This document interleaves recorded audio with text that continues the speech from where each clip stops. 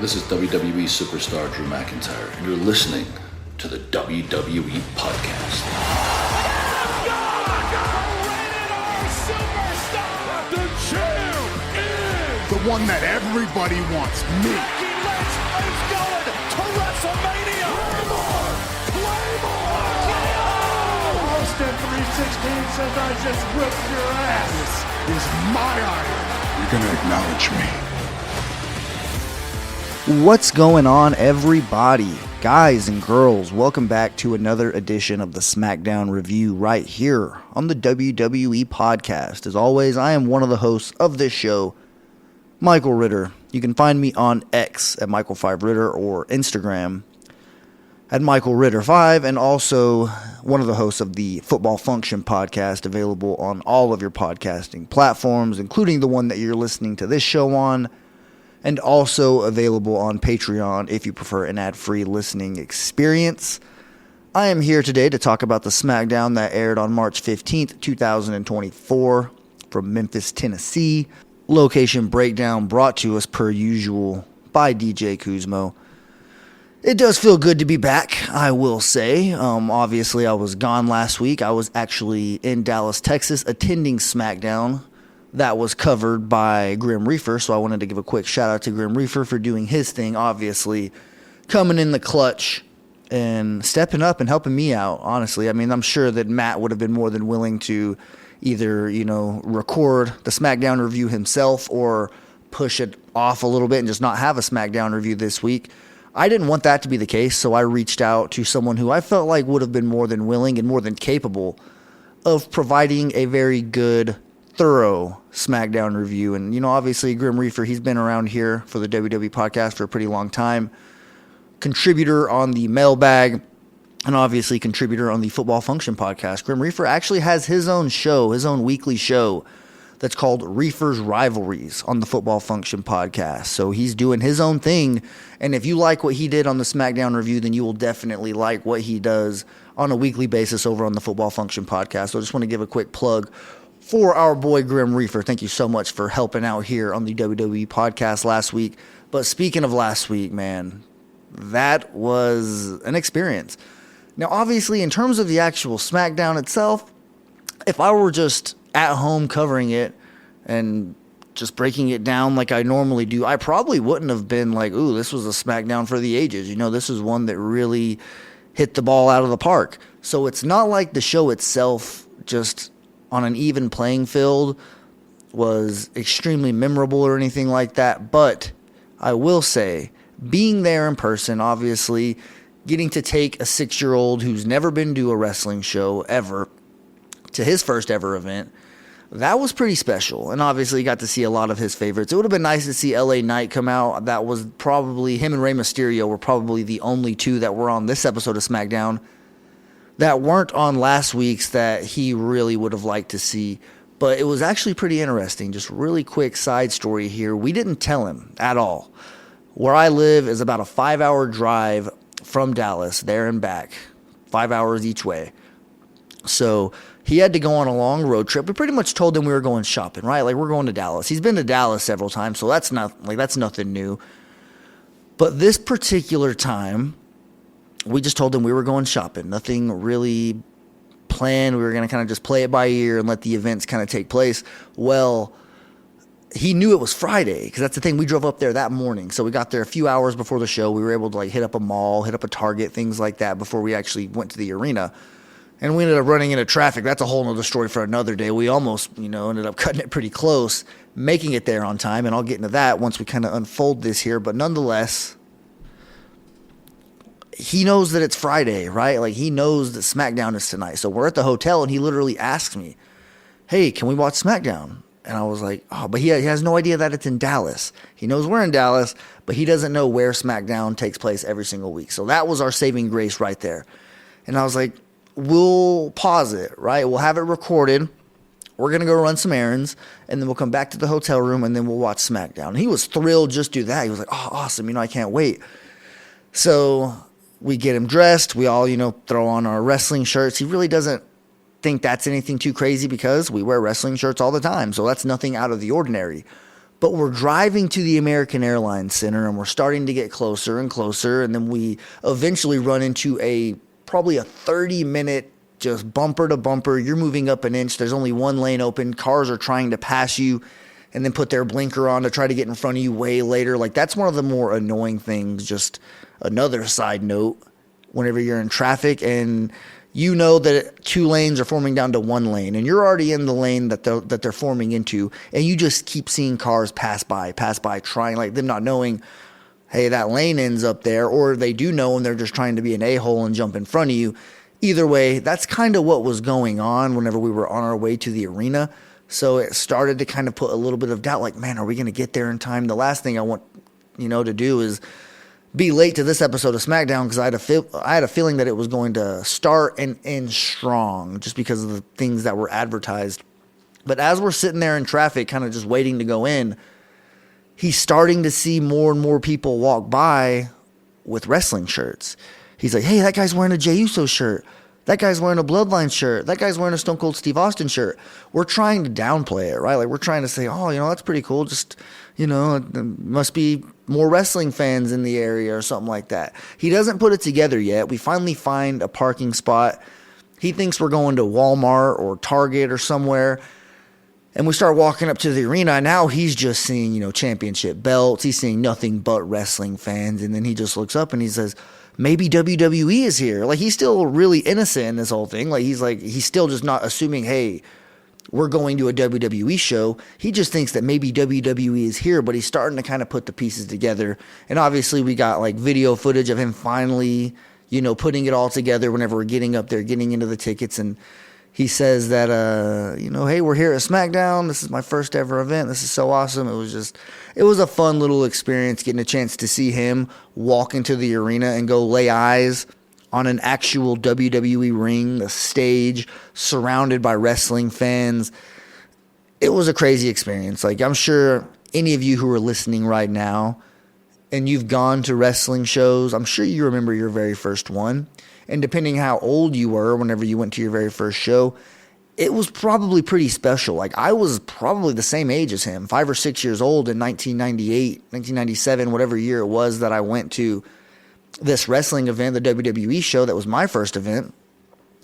And I can already tell you, obviously I hit my peak wrestling fandom when I was around 10 years old in the 4th grade, 10, 11 years old. That's whenever I was, at my absolute wrestling peak as a child. And just from where he is at 6 years old, I could already tell you that he's a way bigger fan at 6 years old than I was at 6 years old. So we'll see kind of how it, plays out over the next few years. But hopefully by the time, he turns 10 and 11, he's an even bigger fan than I was when I was 10 or 11. And that's something that I really don't take for granted, because I know there's a lot of people out there that try to get their kids to have similar interests, and they damn near try to force it on them. I really didn't have to do that at all. Like, he absolutely loved wrestling. In fact, I have to tell him to take it down a couple notches sometimes, because that's all he wants to talk about. And I know it starts to annoy his mom. Like, when we're on a road trip and he, for 2 hours straight, is just asking me questions and just saying hey, remember this, remember that from the night before whenever we were at SmackDown. So there are times where we have to tell him hey, let's talk about something else for a little bit. But yeah, it's a pretty fun experience. Obviously last week at SmackDown was phenomenal. I enjoyed it, but I just wanted to kind of give the loyal listeners, those of you who knew what was going on and why I was gone last week, I wanted to kind of let you guys know how it played out. It was a success. It was a fun trip to Dallas. We went to the Wax Museum as well, which if you were in the Dallas area, you have to knock that out. Just, a great tourist attraction. But anyways, here we are, 8 minutes and 45 seconds into the show. So you can, comment under the post or whatever, real wrestling talk. The SmackDown review actually starts at 8:45 or whatever, because, the pre-show banter I like to touch base with you guys. I don't want to just come in immediately, hit start, and bam, okay, here's the first segment of SmackDown. I like to have a little chit-chat with you guys, especially if there's a story to be told about something that happened, from the week that went on the last time that we talked. So thank you guys so much for tuning in here to this episode of the SmackDown review. I am looking forward to breaking this one down. I think this episode of SmackDown was probably a little bit better than last week's, just being completely honest. Obviously, I would have liked for a couple of the people that were there tonight to be there last week, but if I would have went to tonight's episode, I wouldn't have gotten a chance to see Roman Reigns, Cody Rhodes, Seth Rollins. So you pick and choose your battles. Great shows, both of them. But as far as this one goes, I was actually excited almost immediately out of the gate because The Rock comes out. He opens the show with a new theme song, the altered, slow down Hollywood rock version of his theme song, and that pretty much immediately told me, okay, they're listening. Like, the WWE is really taking into what the fans are suggesting online. Maybe it was always the plan.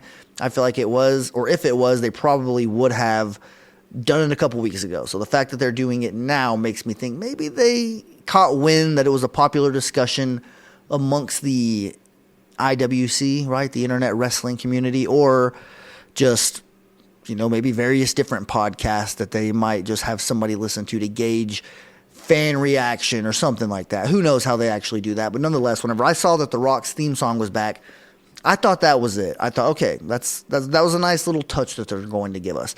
I didn't expect him to go full on Hollywood rock where, back then he would have a guitar, and he would actually perform the music and sing the songs. This time he was, he was aided by the help of others, and we'll kind of get into that because he references how he usually decimates each city that he goes to. But this one is different because Memphis is where he actually began his pro wrestling career. He even calls it home when he says, finally, The Rock has come home. Obviously, he usually says the city. But with some help of some local musical talent, he offers to sing them a little song, specifically a blues song. And the things that were referenced in this song, because it was a pretty good one. I mean, it was long. I'm not going to sing it. I'm not going to recite it.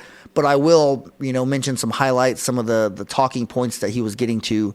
He mentioned Seth's back, his own fanny pack, meaning, that picture, that viral picture that we've seen of The Rock from like the early 90s where he has that fanny pack and the black sweater. That's the picture he was talking about. And he also mentions Cody's mom. He says that Cody wasn't planned and he was a mistake. Becky being more popular than Seth, John Morant's history with guns, and a lot more. And after the song, he addressed what happened last week when he was slapped in the face by Cody Rhodes. And then he calls out Cody for what he did afterwards, going on Raw and basically just crying whenever he was explaining that he wants to hand the championship to his mother since he can no longer hand it to his father. It's an emotional moment. I'm sure it was very touching for some fans that maybe have been following this that relate to Cody Rhodes in that specific aspect. But that's pretty much what the Rock was clowning him for, was crying whenever he said that he wants to hand the belt to his mom after he beats Roman Reigns at WrestleMania 40. In which case, The Rock immediately turns his attention to Cody's mother. He looks in the camera and starts talking directly to her, telling her what he's going to do to Cody at WrestleMania whenever it's Bloodline rules. He breaks out a custom Rock weight belt, which is very similar to what Cody wears every single week or every single match, I should say. But he goes on in detail about going up to her sitting in the front row at WrestleMania after seeing Cody lose, and he starts whispering something in his ear. It was a very cringy visual, just picturing what The Rock was talking about. But it was a decent little opening segment here. The Rock was absolutely on point. It's just this version that we're getting of him. I can't say it enough. Soak this up. Soak these moments up that we're getting The Rock actually be featured weekly on wrestling, because just think how long we go in between this. When The Rock gets going shooting movies and things like that, and he's in his grind, especially, what is it now? The UFL? The United Football League? I don't know previously the XFL. Whenever The Rock gets going in that type of stuff, he might end up being too busy to make these weekly appearances. So yes, we're going to have it leading up to WrestleMania, but just don't take it for granted, because man, this really doesn't happen too often. And The Rock being on our television screen is something that was dearly missed for a very long time. And I know that we're in a new era. We want to push new stars, all that. The Rock is entrenched in a storyline with some of the biggest current stars in WWE right now. And you can't tell me that it's not aiding them and that it's not benefiting them, with ratings and just getting over with fans, specifically Cody Rhodes. The fact that he's going bar for bar with The Rock, that's very, very impressive. And also a little bit of a side note. This is something I forgot to mention, obviously. We're finished with that first segment. So before I get into the second segment here on SmackDown, I wanted to give a quick shout out, because at SmackDown last week when I was there in Dallas, one of my good friends here, Tino Valentino, who's a professional wrestler, an independent professional wrestler, travels all around the state of Texas and even other states as well. I mean, I've seen this guy go to Kansas, Cleveland, Ohio, many, many other places. So this is someone that, he's making the rounds. And he was actually on SmackDown last week as one of the security guards. You know how Cody and Seth, The Rock, everybody, Roman Reigns, everyone had their own group of security who was wearing the black WWE shirts. Well, one of the guys that was there front and center was one of my really good friends. I played flag football with him for years. And obviously the one time that I got into a wrestling ring and did one day of training was with Tino Valentino, who is, on his way to being, a phenomenal, well-known name in this industry. I truly believe that.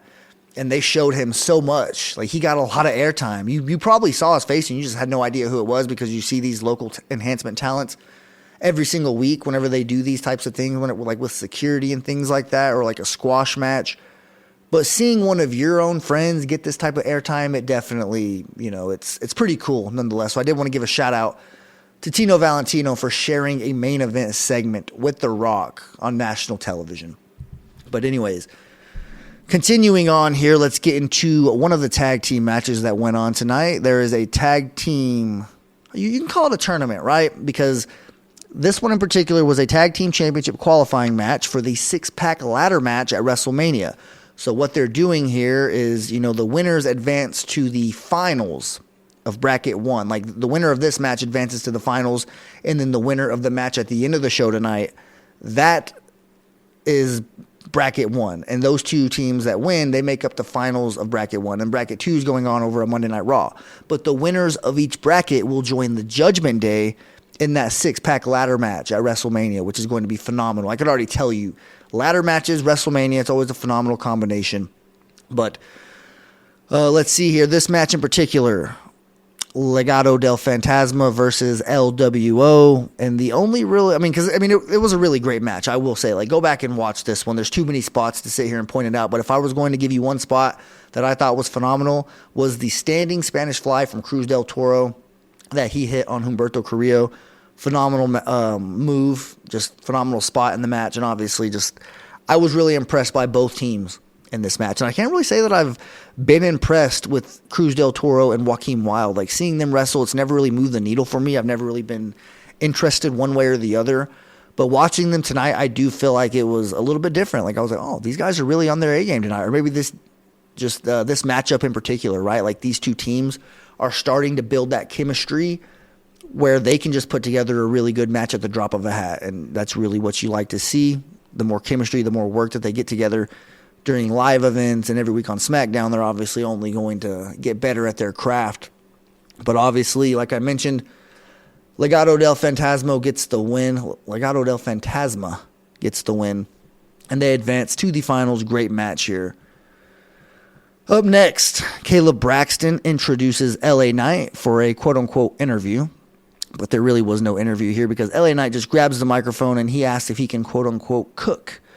And that's exactly what he does. Directed at AJ Styles, obviously. Just calls him out for not showing up tonight. He pretty much just looks around. Is AJ Styles here? Okay, cool. He's not here. He pretty much calls him out right there. And then he says he will fly to Australia to cheat me out of the Elimination Chamber, but he won't even show up here to Memphis. That just tells you how big of a coward he is. And then, obviously, he challenges AJ Styles to a match at WrestleMania, and then AJ actually sneaks up. He was there the whole time. I'm sure none of you expected that, right? He sneaks up behind LA Knight, hits him with the chair. Boom. Challenge accepted. We get AJ Styles. We get LA Knight one-on-one at WrestleMania. And when you just look at the grudge matches, that's the thing that I gave a shout-out, major shout-out to WrestleMania 20. Because I will say, this is 20 years since WrestleMania 20, and you guys already know how I feel about that specific WrestleMania. But the singles matches that were on that card that had nothing to do with the championship, we're talking about Goldberg versus Brock Lesnar. The match was underwhelming, but the matchup itself was actually pretty impressive. And then obviously Kane versus Undertaker. That match itself was just great. Just the build-up of Undertaker making the return to the dead man after he was buried alive at Survivor Series in the American Airlines Center, where I was just at last Friday. But also matches wasn't it Mick Foley tagging with The Rock going up against Evolution? I know there wasn't a singles grudge match, but that was still just a pure grudge match. And I'm sure there's others that I'm just forgetting here off the top of my head. But hey, if you have any type of itch to go, just watch a previous WrestleMania, I will always tell you to go watch WrestleMania 20 from Madison Square Garden. But anyways, let's continue on here in the show. Logan Paul finds Nick Aldis backstage and asks what the repercussions are going to be for Randy Orton's actions last week whenever he RKO'd KSI and ruined Logan Paul's major, announcement, the sponsorship announcement, which I didn't really give my thoughts on that. I mean, it is what it is. People are already trying to reference big moments in the past, right? Like, what if Undertaker Street got broken on a Prime bottle or things like that? I don't think it hurts UFC. I just think that because we're used to a plain canvas, we're used to nothing being on the mat, that it would kind of throw off previous events. But I think that going forward, we're so used. I mean, look at the barricades, right? Like, they sometimes have sponsorships. Like, you'll be watching a random match and they'll have a Slim Jim logo on the LED boards that are just along the barricades and the post. I've always thought that they need to tone it down a little bit with the LED boards and go back a little bit more old school. But that's just my personal opinion. Some people might not agree. And I just think that, it's only on pay-per-views, so it's not like it's going to be every single week. But, I understand the people that don't want it because, if it ain't broke, don't fix it. But if you're worried about this, ruining some big-time moments in the future, I really don't think that it will. I mean, WCW had these in the late 90s. I know that people look at that and say, well, is WWE still in business or WCW still in business? The sponsorship logos on the ring have nothing to do with why WCW went out of business. So that's, if anything, that was something they were doing right and they were ahead of the game, because that's just, obviously UFC took full advantage of that. And now we finally see WWE doing the same thing. I just think that they're going to be very, very particular for which logos they put in the middle of the ring. And I, obviously look forward to seeing what logos get put in the middle of a WWE ring going forward. I mean, that's the ultimate goal, right? If you have a business, I want my freaking logo in the middle of the ring for a WrestleMania, right? Like football function, I know that's pipe dreams, but that's like for anybody that has a small business, that should be your goal. Like, imagine having the Plum Crazy barbecue logo there in the middle of the ring for Survivor Series. That's obviously our buddy Howard Poole, another patron of the show, another contributor of the football function, has a phenomenal barbecue business. And if you don't already follow that page on Facebook, even if you live nowhere near Pennsylvania and you cannot get access to Plum Crazy Barbecue, I highly recommend following his social media because, oh my good Lord, like it's eye food, it's eye candy for you. And, if you just like seeing that type of thing on social media, you follow pages that always tweet recipes and they tweet videos of them making food and desserts and things like that. This is right up that alley. So shout out to Howard Poole and obviously Plum Crazy Barbecue because they got some very good stuff going on over there. Let's move on here. Kayla Braxton scares the piss out of Paul Heyman whenever she kind of sneaks up on him accidentally as they're walking backstage in the arena. And she just simply asks for an answer to Jey Uso's WrestleMania challenge to Jimmy. And Jimmy passionately answers his challenge and says, yes, like, I'm ready for this. Like, obviously, this is another one. I mentioned the Spanish Fly. Go back and check out that spot.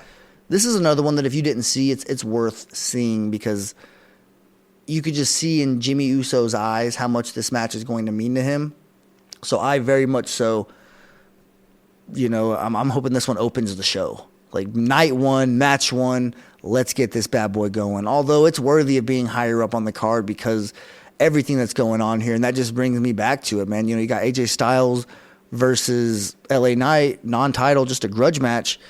That's exactly what this is right here with Jimmy and Jey Uso. So WrestleMania 40 is certainly going to be one that's extremely memorable going forward. But continuing on here in the show, we get Randy Orton versus Grayson Waller with Austin Theory at ringside and Logan Paul, who was demanding an apology from Randy Orton, or pretty much, he was demanding repercussions. He wanted Nick Aldis to find some repercussions, but, Logan Paul takes a shot at Nick right there too and says, hey, you can't even find me a WrestleMania opponent. Of course you can't, punish Randy Orton for doing something as stupid and chaotic as he did last week. So whatever. And then Nick just pretty much says, hey, why don't you try to get him face to face? Why don't you try to get Randy Orton's apology? So, we think maybe he's actually going to try doing this. Logan Paul comes out and just watches from ringside, which he's always, pretty good. Whenever he's a guest on commentary, Logan Paul is just very entertaining. But I also wanted to give a shout out to Corey Graves. Because at first, whenever he was moved to play-by-play from color commentary, I thought it was like trying to put a square peg in a round hole. Like, I thought that this is someone that is extremely good at color commentary. Why would you take him out of that spot? But then I started thinking, right, if Pat McAfee's back, that's an elite color commentator. Wade Barrett's doing a fine job. I feel like with, them striking out with someone like Jimmy Smith, them not really being sold on, who was the more recent one? Kevin Patrick. So you look at the disappointing tenures that they had and how quickly they were replaced. You think that maybe WWE is starting to think, okay, maybe it's easier to fill the hole of a color commentator than a play-by-play. And Corey Graves has been sitting beside Michael Cole for damn near a decade. I know not exactly that long. JBL was there for, damn near 10 years ago, but Corey Graves has been there for a while. He's very polished on color commentary, and maybe they just saw, hey, let's give this guy a whack. Let's let him take a swing. And I think that I'm starting to finally get used to it, and I think he's starting to do a better job. I really noticed it in this match that he's just really got a little bit of Michael Cole in him. You could tell that that's whose wing he was under. And I think that the more and more that we see Corey Graves as a play-by-play guy, that he could be the next one up. He could be the one that passes the torch or that gets the torch from Michael Cole. Because think about it. How long was Jim Ross the play-by-play for Monday Night Raw while Michael Cole was just playing second fiddle as the play-by-play for SmackDown? For quite a long time. And then eventually Michael Cole ends up getting that, that push. He ends up getting promoted. That's essentially what it is. And you think that whenever Michael Cole eventually, it's not going to happen anytime soon. He's still got a lot of years left. But you think that as soon as he's ready to maybe move to a different stage, maybe not be the guy being the voice of WWE, or maybe not be as reliable. Because remember, it's pretty much it's documented that you can count on one hand how many shows Michael Cole has missed in his entire WWE career. And he's been here for a really, really long time. So if he ever wants to just take a lighter workload or something like that, I don't really know. But I just think that Corey Graves is someone that they've already got on the right path of development as someone who could possibly carry the torch and be that next guy. And it really didn't click. It really didn't sink in to me like that until this match whenever I was watching. So that's just, you always remember moments like this. Even though it's just, a meaningless Randy Orton versus Grayson Waller match, I got a lot more from it. But back to the actual match. Randy Orton hits both Waller and Theory with Vintage Orton, then RKO's Waller to get the win while looking directly at Logan Paul while the ref is making the 1-2-3. And then comes Austin Theory with a little cheap shot after the match, attempting to set Orton up for Logan to get a knockout punch. But before he can, Kevin Owens' music hits, and he comes to the rescue, but nearly catches an accidental RKO from Randy Orton. Randy just, obviously thought it was somebody else. He got snuck up on. That was a little bit of a teaser there. Luckily, that was avoided, but then Nick Aldis comes out and tells Logan Paul that, hey, I took your advice, and I have determined your opponents for WrestleMania, and it's going to be a triple threat between Kevin Owens and Randy Orton. So a nice little bow on that, that situation, that encounter that we got earlier in the night.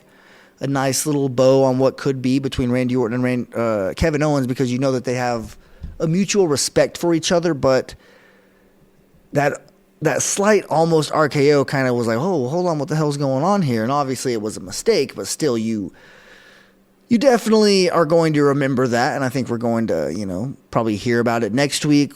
Probably going to see Kevin Owens and Randy Orton eventually have to come to fisticuffs.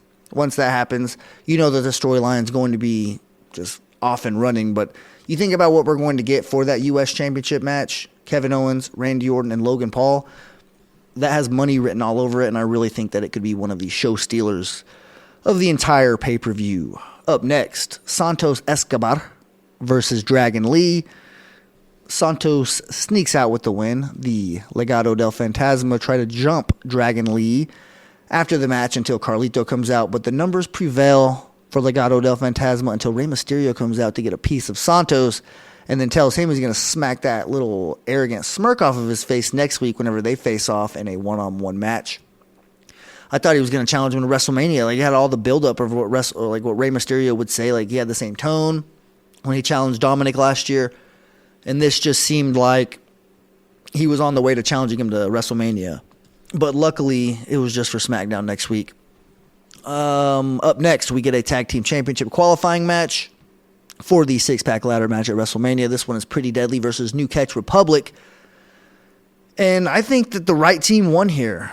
Dunn and Bate get a well-deserved win, and they're going to be showcased at least next week against Legado del Fantasma in a one-on-one match, and the winner of that specific tag team match is going to advance to that six-pack ladder match, and we'll just wait for the winner of Bracket 2 to figure out who's going to fill out the rest of the 6 competitors.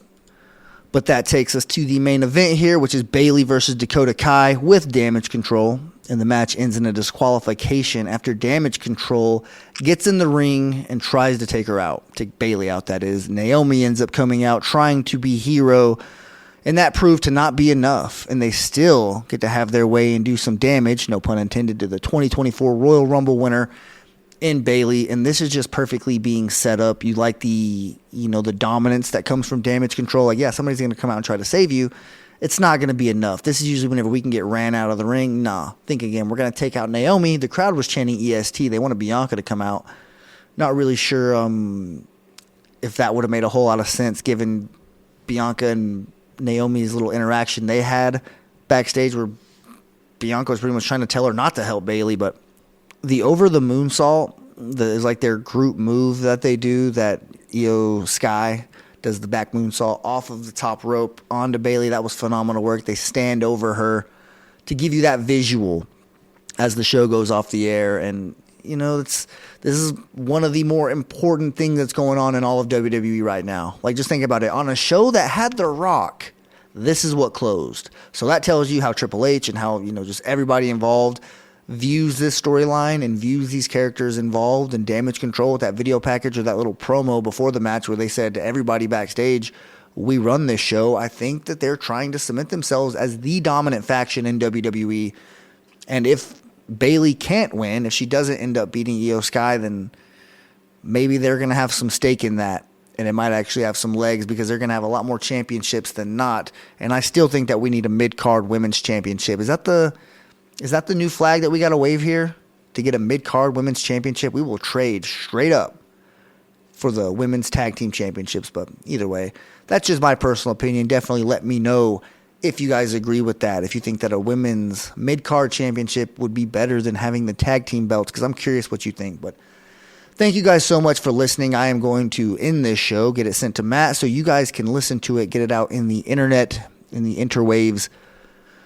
And we could just continue talking wrestling. This is the best time of the year, and I try to soak it up. I try to enjoy it as much as I possibly can. Hopefully you guys are doing the same. Hopefully you will come back next week to hear the SmackDown review, as I'm not really sure where it's coming from. We'll figure that out. They're definitely on their way to Philadelphia, though, for WrestleMania 40. But thank you guys so much for listening. Have a damn good rest of your weekend. Walk passionately in the direction of your dreams, and I'll talk to you soon. Thanks for listening to the WWE Podcast. Don't forget to subscribe on your favorite podcast app so you don't miss a show, or head to WWEpodcast.com. And for all of these shows ad-free, head over to patreon.com/WWE Podcast. Until then, we'll see you next time.